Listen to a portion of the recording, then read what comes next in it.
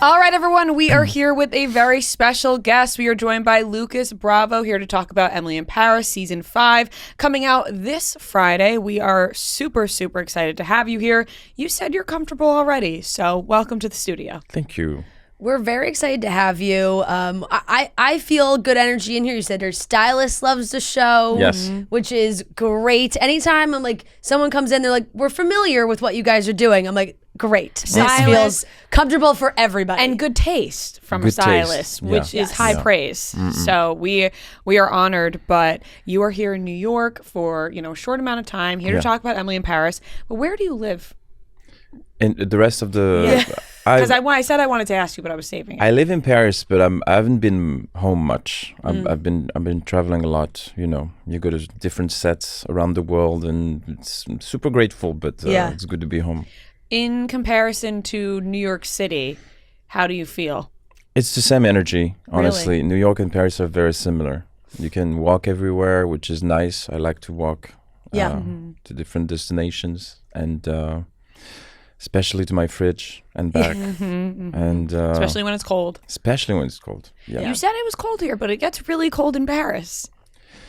Yeah, but the thing is, here with the big avenues, you get that wind that just knocks you takes everything off, and just your skeleton left on the sidewalk. That is true. That is very true. I've only been to Paris once, and it was in like the spring, which was a perfect time in my opinion, because it was not really, it was not super hot, but it was still really nice. How long ago was it? I loved it. That was a year and a half ago. I went like May of 2024. Yeah. I was trying to think of when that was. You wouldn't recognize it. It's so different now. Everything is, it's very like Amsterdam. It's a lot of bicycles. And I want to go back too, because when I went, it was right when like things were starting to close because of the Olympics. So I didn't get to really do everything that I wanted to do, because they were starting to do all the big structures and the stands. And 8 years ago? No, last year. 2024. Oh, you went back. You went back last year. It was just last year. Okay. Yeah. Okay. Yeah. Is there something in Paris that you think they should have in New York? I mean, now the world is like one big thing, so we pretty much have everything everywhere. Just 5 Guys arrived in Paris recently. We have Dunkin' Donuts, so I know everything you have, we have, and vice versa. And what we don't have, we don't want to have, because it gives us a reason to go to New York. And even what about the people? Would you say that? I love the people in New York, even more than Paris. I feel like there's a freedom here of like, you can wear anything you want and have any attitude you want. People won't stare at you on the sidewalk. You just it's a free city. Very true. You can really be yourself. Yeah. Yeah, that is true.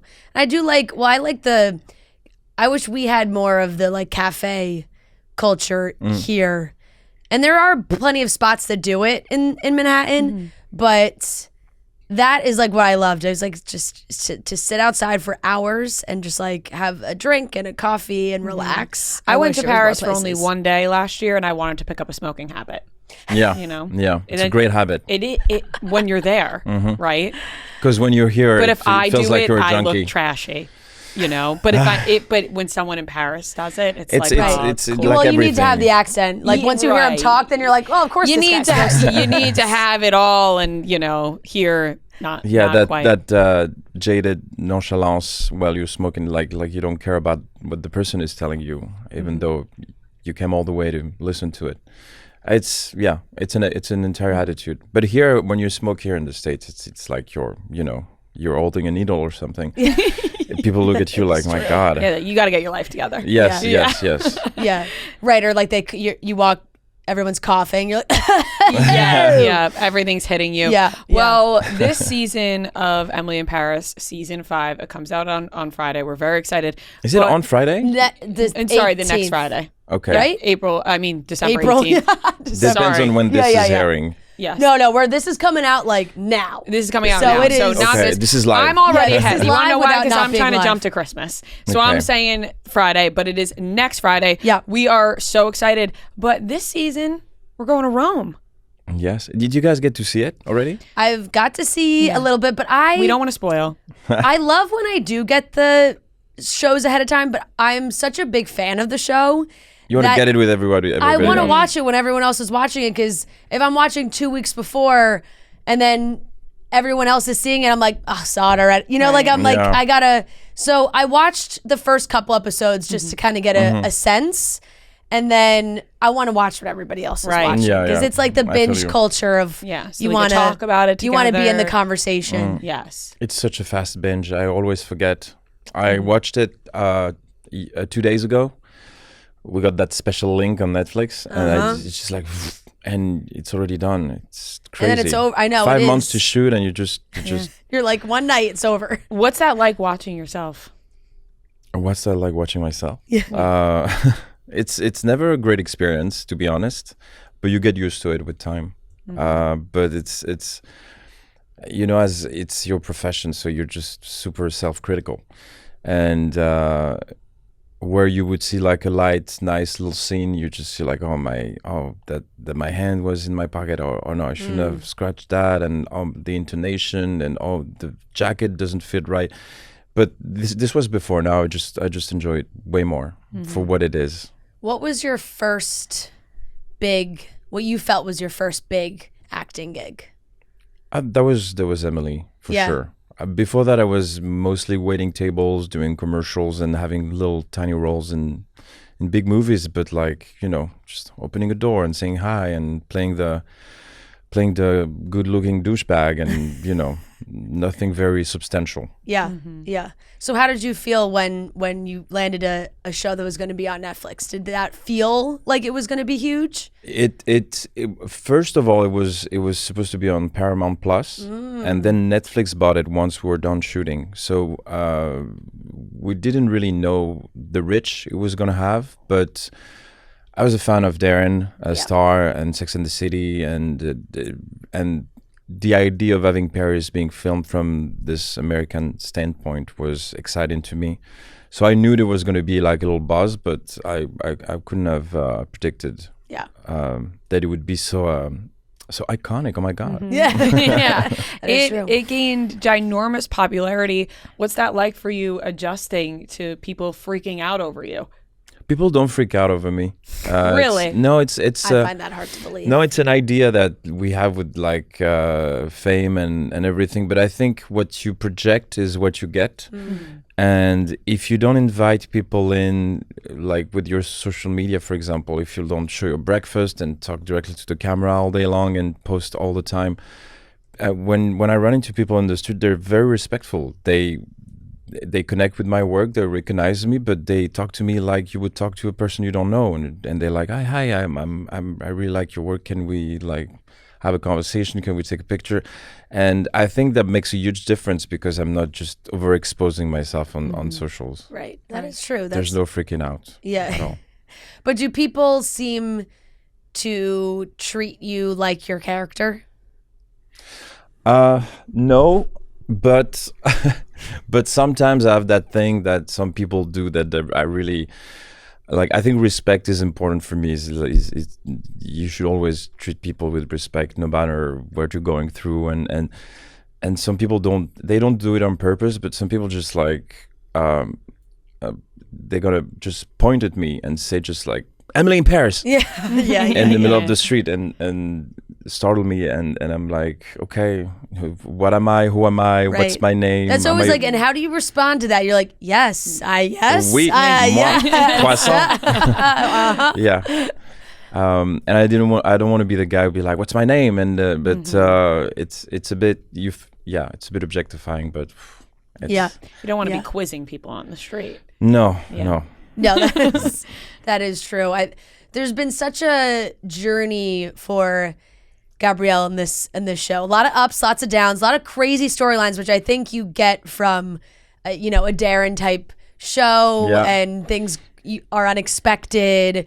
What has been the biggest surprise for you when you get a new script and you're like, oh, this is where we're taking Gabrielle this season? That's a good question. There's been a lot of surprises, to be honest. I think I think the biggest surprise was last season. Was it last season? The ski trip was last season, Yes. right? There's this entire thing where we do the first half of the season where I feel like he's regaining a bit of stamina and reconnecting with Emily and like being playful again and charming and cheeky, and it was fun to shoot. And they finally get back together after like maybe 3 seasons, like Yeah. Yep. satelliting Will they, around won't each they? other. Yeah. And they just break up over the I didn't wait for you on the ski at the mountain, and I was like, that was surprising to me. I was like, that's a bit of a rush. Yeah. But other than that, I'm just like, it's always surprising. I can Yeah. never expect what Darren's gonna write. Right. Because I feel like they just keep bringing in these new love interests, and it's like, oh my, another one. Where are we finding these guys? Now we got the Italian guy who's in the mix, and I think as a fan, you know, I'm probably rooting for Gabrielle a majority of the time, and then as time goes on, it's like, well, maybe this isn't the right guy. Yeah. And And wait for the Filipino guy in season 5. It's like, right, you're like, we're going, but I do feel like we've opened the door now to be like Emily in Rome, to be like, she could go anywhere. anywhere now. To be honest, I thought it was going to be this way. I thought we were going to go to a different country every season at some point, but apparently we're staying Mediterranean. Okay. Then no complaints there. Yeah. No, yeah. Yeah. And we obviously don't want to be spoiled or know what happens, but what do you think for the future? Like, do you think that they should just, it should end with them together? I think it's good to have a little breather between them, because I feel like Gabrielle was in the middle of like the pregnancy and the yes, the no, the Michelin star, everything was like kind of complex, maybe too complex for him to handle. And I like the fact that he's like kind of detaching from all that, and their love stories and at the center of like the narrative anymore, so they can maybe collect themselves and who knows, find themselves in a different ground later. Yeah. Because it was also one of those reoccurring themes I think people love to kind of compare with like a Sex in the City, where you see Carrie go through all these different boyfriends and love interests, but like Mr. Big is always there. Yeah. It's like, is that kind of how this feels, the trajectory of like, it's like, oh, she just can't shake Gabrielle. He's just there, which feels like a good parallel. Yeah, I think it's yeah. Yeah, right? Like Yeah. a little, at least. I know obviously very different professions and see it. characters, but it does make sense to me. And he is a fantastic chef in the show. What are your cooking skills like? Good, I'm really bad? good. Good? Yeah. I say it with confidence. Okay, I'm good. a really good cook. Yeah. You've learned what's- from the show yeah. or take it? No, no. Do you actually have to cook anything during the show? Probably not. I cooked the omelet in season 1, but Okay. then since we have like a lot of scenes where I'm in the restaurant and we're serving a lot of dishes, if we do the scene like 14 times, we have to have like 14 different plates. And since it's supposed to be Michelin star level, I don't have time to come at 5 a.m. in the morning and cook all that. So Yeah. we have like an actual consultant that is a Michelin star chef, and he prepares all the dishes for the day. Oh, And then I that's get cool. to go home and hit them alone Yeah, on my right. I couch. was gonna say, you take them home? Yes. Oh, that's Is amazing. there- yeah, have you gotten to learn some tips from him? Yeah, he Yeah. teaches me a bunch of stuff. He's a vegan chef, so Okay. everything is sustainable and in season, and yeah. What are your favorite things to cook? I like to cook everything, but I like making crepes. I don't know if it qualifies as cooking, but it's just It does. Yeah. it's just fun and fluffy. And I bought the actual, when you have a crepe in Paris in the street, they have like this like flat black thing with the wooden thing, and I bought this, so I really feel like I'm making like actual street crepes, There you Yeah. go. and it's so much fun. So many options. You can go So many. savory, you can go sweet. Yes, So technically, it is cooking. crepe Absolutely. is a journey, and Yeah. we haven't seen the end of it. Yeah.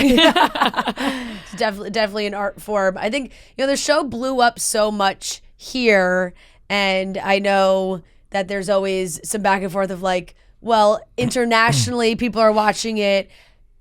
How do you feel like the people in Paris reacted to the show? I feel like they hated it in season 1. They were like, this is not us. But like there was a bit of denial because pretty much everything was a cliche, but like a cliche, lives on because for a reason. So everything was pretty true, like smoking after the gym and stuff like that, which I thought was hilarious. Because I would do it like after a good session of how do you call it, like boot camp, and you basically suffocated for an hour and you light up that cigarette once your lungs are open and ready to receive. And then they kept on watching it and they started loving to hate it, and now they're just like they settled down. They accepted their faith, but also Emily got more Parisian with time. Her style, her way of embracing the city. So I feel like they feel less like a postcard and more like true life. Even though it's not really the real Paris. Right. Yes. It's a very clean Paris. That is true. But I do think it's crazy how it has become such a big thing. Like even when I was in Paris last year, I feel like I still got so many people on Instagram or whatever being like, oh, you gotta go walk by the restaurant, or like all these things that now have become like tourist attractions. Yeah, we ruined the neighborhood. Really. It used to be that little square was unknown. I didn't know about it, and I lived there for 15 years, and now it's like just people queuing to just with like berets to take pictures. And it's funny, sometimes I walk in Paris with friends and I forget where I am and I just end up on that little corner and I'm like, oh boy. Yeah. I have to take a detour. It's like Sarah Jessica Parker walking down to her apartment. Yeah, exactly. Everyone's like, you're here. Yeah. They would probably once I just walked by the restaurant and people were so absorbed by their phones and the pictures, nobody saw me. And you're like, wow, little do they know. Yeah. Missed out. The chef right here. But not only is Emily in Paris coming out, you also have The Seduction on HBO Max right now, which is really cool. And I love watching. I found myself watching more TV shows in their, the language that they're in, because I know you can watch it dubbed over and hear that, and it's you get the same effect. But I don't think you get the show until you're really listening to it. In French, and the show is entirely in French. What was that experience like working on that show? First of all, thank you. I was really wondering if people, especially in the States, were getting used to subtitles, or because I know dubbing is not something you appreciate much. No. And I know as I was doing it in English, I was like, oh, it's not evolved yet. I feel like it's not quite, because it just feels. You just don't get the writing, because it's always, the translation is always a little off. Yeah, and you lose 50% of the performance, because you're trying to create the translation in the same amount of time that the With French the is mouse being movements, spoken. So it's like you're trying to match that up, so then you lose words. Yeah. And I always find it interesting, because if you watch with subtitles and then you also do it in English, has they're nothing to do different. with it, yeah. So Right. you're like you're confused. So it's like, no, I'd rather just watch in French and have the subtitles That was like on. with Squid Game.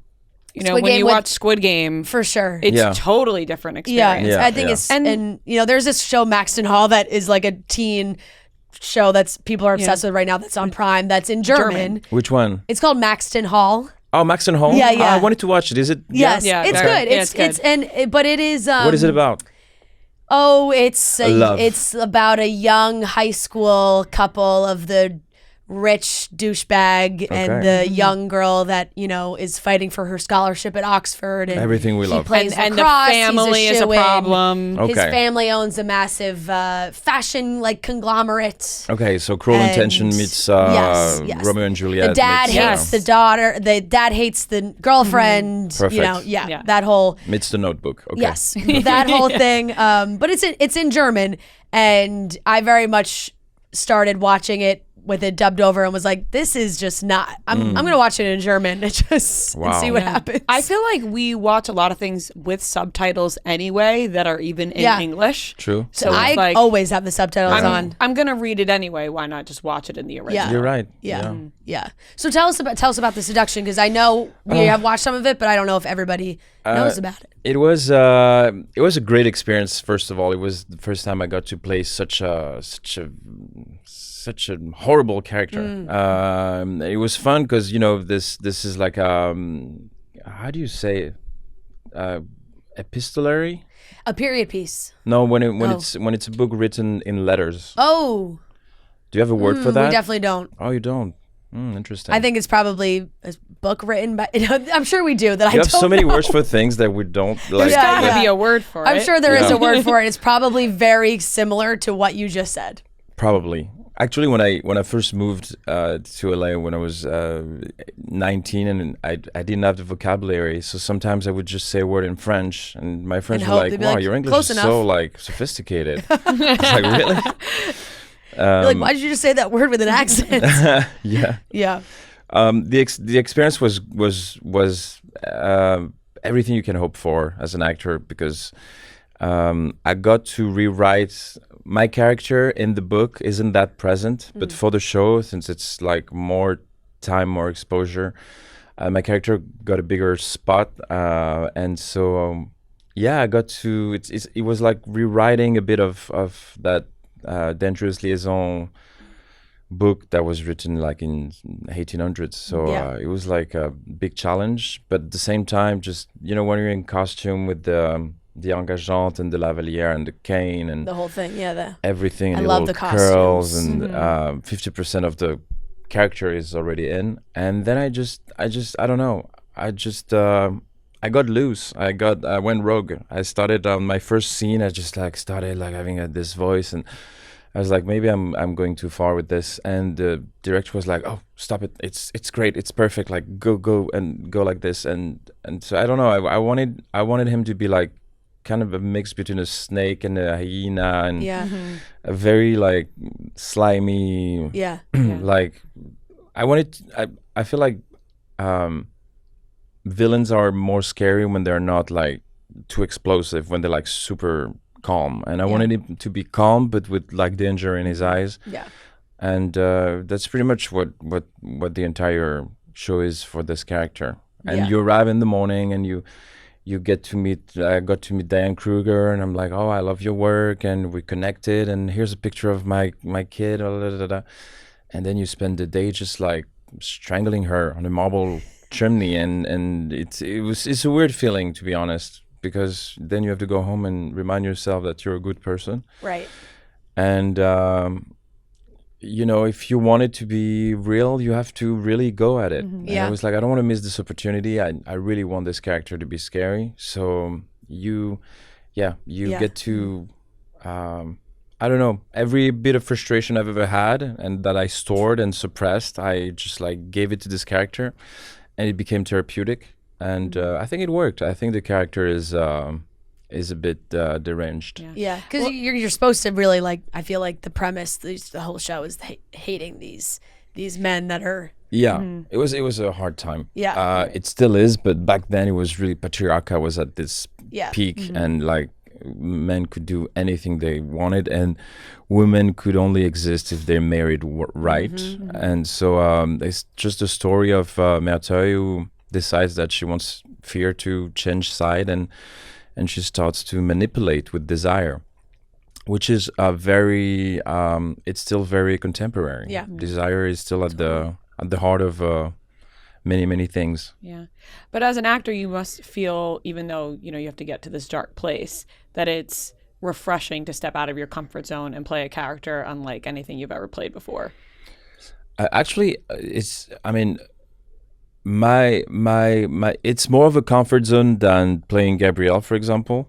Playing the charming boy next door is really not a comfort zone, because it's I don't know, it's so obvious what it's supposed to be. that it sometimes I lose track of how I'm supposed to Right. like portray charm and what is charm nowadays, and it's so subjective, and and I feel like when you play a villain, it's more defined for me. I know exactly what to tap in and where to go, and it's more.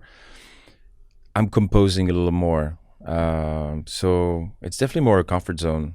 I don't know if I should like see someone about that, but yeah. Like, no, the disgusting character is way easier. Yeah. Do you have a dream role or character that you would like to play, or a genre that you haven't stepped into?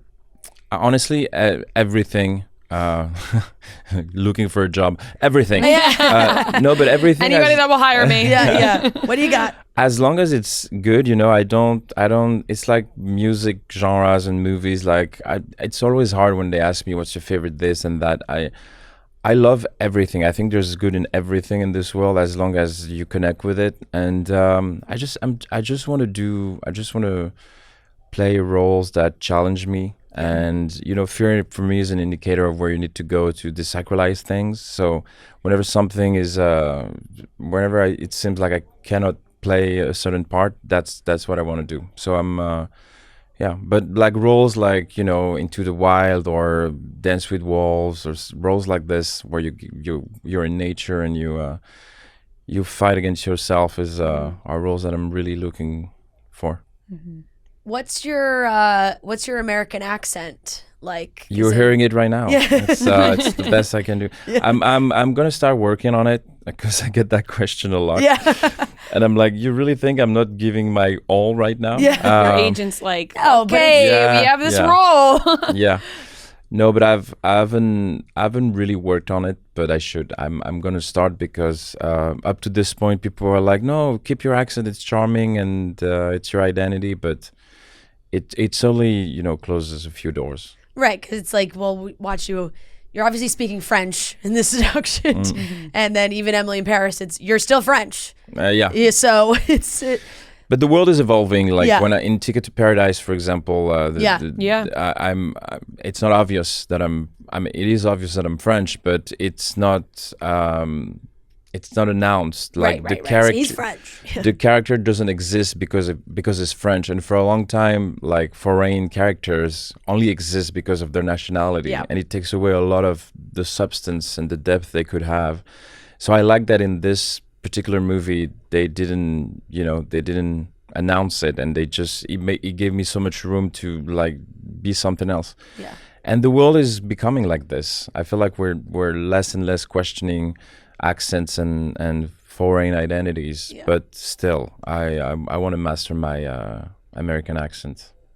I'm gonna go Kentucky or Austin. I don't know yeah, you gotta go surprisingly full. You'll be like, I actually am really the southern thing got that down. That's start big. Or go like California Valley type of accent. I know. Oh my god. Yeah, exactly. I know it well, too look, well. hey, there's you could go full surf bro, full cowboy. New York accent opens the doors. I like New York accents. Boston. Boston stuff. Boston. Yeah. Boston stuff for sure. Boston mixed with French is a hilarious combination.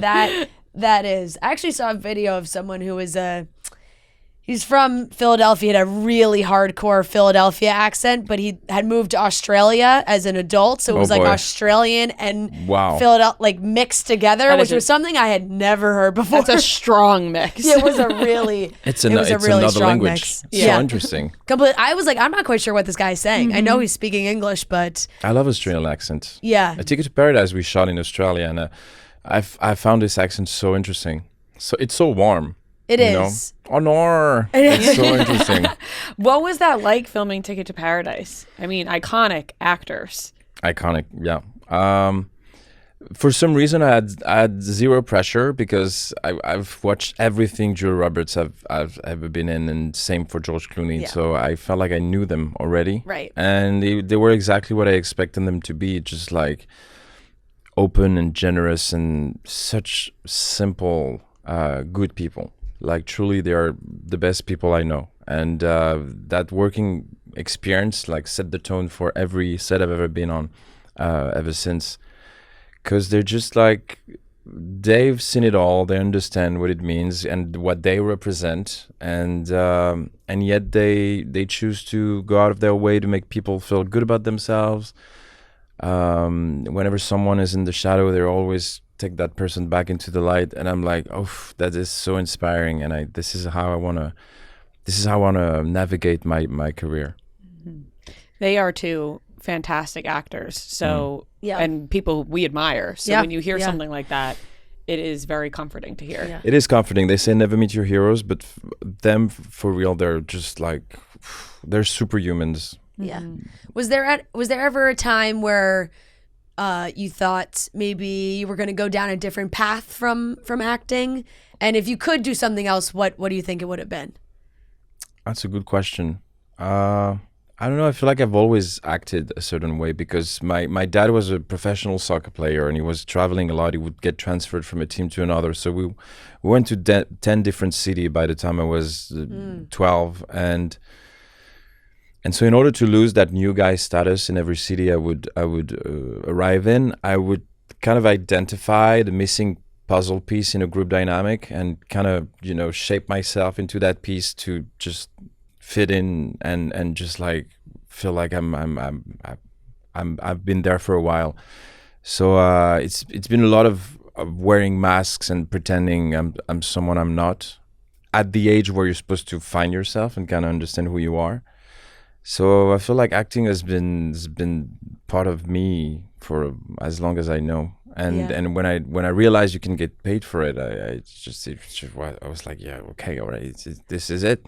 No, but seriously, I think I would have loved to be a lawyer. That's what I started studying, and dropped out of it. Yeah, dropped out of it to go to LA and chase the be dream with my surfer bros. Yeah, You could be like Kim Kardashian. You could do both.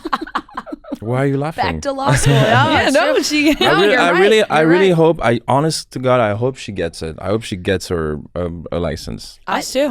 As do we, and she's gonna keep trying, which I think is extremely. I hope she keeps trying because a lot of people are like, she's an example for a lot of people, and I hope she shows that no matter how much. Yeah, I watched the show, and she is not giving up, no matter what her family says, no matter what her sister says, and we're like, the sisters are telling her to give up. One of them, Courtney. Yeah, but Courtney. Yeah. I know. And Always you know the what? same. We're like, Courtney, you're jealous. Yeah, you think? But I think it's admirable to also admit when you fail at something and be like, I'm going to keep trying. I'm not, And she was like, I failed the bar, and I'll get it. I'll get it next None time. of us are doing it, so and it's also super hard. Very hard. It's a hard exam. Yeah, so extremely hard. Yeah. Did your dad want you playing soccer, or was that you didn't have an interest in it? No, I don't think he wanted me to play soccer. Yeah. It's football Yeah. soccer. It's a hard one, when I watched my father when I was 8 or 9, and sometimes you have the game of your life and 40,000 people are applauding you, and everything is back on the table the next weekend, and you have like a bad game and 40,000 people are just like booing you, and you would come home so defeated and such a tiny little man with like his arms like dragging, and I was like, oh wow, I don't think I have the emotional strength to go through an entire stadium. One comment on Instagram can destroy me, so I don't know if I can do a stadium. Right, that's fair, and that is so true. When you reach that level in the professional sports world, it is very similar of reaching that level of fame where you're very open to all the criticism and all the critiques. How do you guys feel about, like, do you have like, if we're really honest with each other, do you have that urge sometimes to watch the comments, the bad ones, if you have any, if you feel any? Oh, Lucas. Yeah. I have been through it. And did you get to the other hand of it where you're like, I know it's not good for me, I'm not going to do it? Yes. Yeah. I have banned myself. And did you get to the other extreme now where you can actually read that comment and feel nothing? Yes, I have. after years of doing this. Good. I feel like within the past, I would say 2-ish years, I have come around a lot more. It takes a It time. takes time. does. Yeah. It takes a lot relapse. of time, and you relapse sometimes. You do relapse. You but relapse I and- have not, Yeah. and I am very proud of myself. Yeah. Good. Like Instagram and stuff, you just see it because it comes up, and that I'm very much better at. Just like Right. seeing it let it pass, going out of your way to look for things. It's like when you're looking for like You're look- content about your ex You're or something. looking yeah. to be hurt when you're. Yeah, you're looking to you be know, hurt. It's masochism. and- Yep. Yes, Absolutely. And that You're like, let me go on the forum that I know they don't like me, I feel and let's too good read right now. everything Let they me. said. Yeah. and that we refrain from, which we have learned. We're off for to. sure. But it's So, like that Lady Gaga quote, you know? It's like all the people in the room and everyone's rooting for you. Like, or what everyone says, you could have 100 nice comments and the Yeah. one It's mean the one one. is like, you go home thinking about the one mean one. Yeah. You know why? Because yes. Well, no, keep going. No, you were going to say something. I was gonna say, like, don't get me wrong. Every once in a while, if there is it could be like a minuscule thing. It's not even about like your character. Just pushes the right button. It just gets you on that day. Obviously, you know, maybe you're just having a bad day. Do you in answer general. sometimes? Uh, That is the biggest Here's the biggest thing. trap.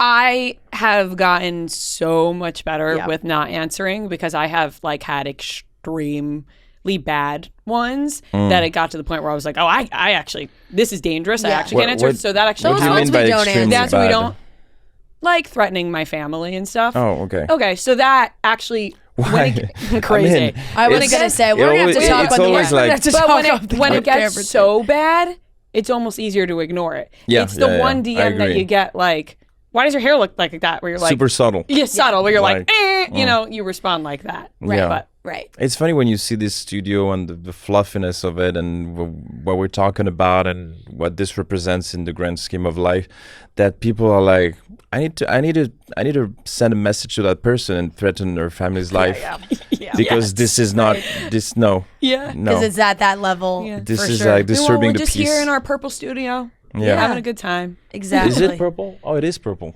Oh yeah. This we're definitely purple in here. Yes. Yes. No, that it's true. We've definitely gotten a lot better at it, but Good. We hope We that do- you get better with it I know. too, if you're feeling. Yeah, yeah. Yeah. I was really bad in the beginning. you're not on social media. That at least posting, you're not I'm not a big crazy poster. active. But the first year, everything happened like overnight, so I wasn't prepared for anything. Yeah. The show came out, and people and interactions in the street and social media. So I had to learn. I had like a crash course, and nobody teaches you those things. Yeah. And you're kind of alone going through it.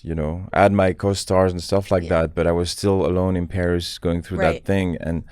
And in the beginning, I would read the comments because I feel like all of us, we were looking, at the end of the day, we're looking for love, validation, and acceptation, like to feel like we belong in this world, which is like our inner child just looking for like your parents' validation. It's the oldest feeling you can find in your psyche. And when the show came out and so many people like brought attention to it and to the character of Gabrielle, I was like, oh my God, such a big validation. Like this, like, what is it? Where does it come from? What did I do? What does it represent? And also, how do I, because I am not Gabrielle, how do I like get back to myself slowly without losing what people loved about it? And while you're in this like kind of calculation, the comments that go in between you take very seriously. So everything became very I was very hurt by a few things, and some things also like physical appearance are detached from the character. It's like where you go home with, and people can be really mean, like just like it's just free of charge. It's like I just want you to feel like shit. Yep. And then you learn to just like not care so much. Right. They detach the human from the character, and they forget that everyone has feelings. And at the end of the day, like you said, we're all looking for, to meet expectations, validation. But it's all about like when you know who you are Yeah. and you're good with yourself, That's what I'm it saying. gets easier. I didn't Yeah. really know who I was back then because I was still in this mask thing and trying to figure it out. So if you're not solid and you're and grounded, that can really swipe you off. And it gave me though a great understanding and compassion for what I read, for titles. You know, when you do an article and you just talk about everything else, and at some point you say that little sentence and it becomes the article. And I remember for me reading that sentence, be like, oh, I can't believe he said that. Wow, what an asshole. And now I know that everything's manipulated and transformed. And so I have so much compassion for people. Totally. And also when people are like, oh, I worked with her, she was like such a this, or I met him, you don't know what people are going through. You don't know what day they're having. You don't know what's going on in their lives. Yep. So I think it helped me pour a lot of compassion and forgiveness and understanding into every interaction and moments in my life. That is very true. I know I'm getting in big time of the wrap it up. He's But like, I do can see love this that time. conversation. No, same. And I think remembering there's a lot to that everyone is human, and Yep. like you Yeah. said, that's where the compassion For sure. comes from. I think is really a great thing, and being true to yourself and finding yourself, staying grounded, Yeah. which I'm very happy I feel like you have come to, and we have all come to, which For is sure. a great thing. Yep.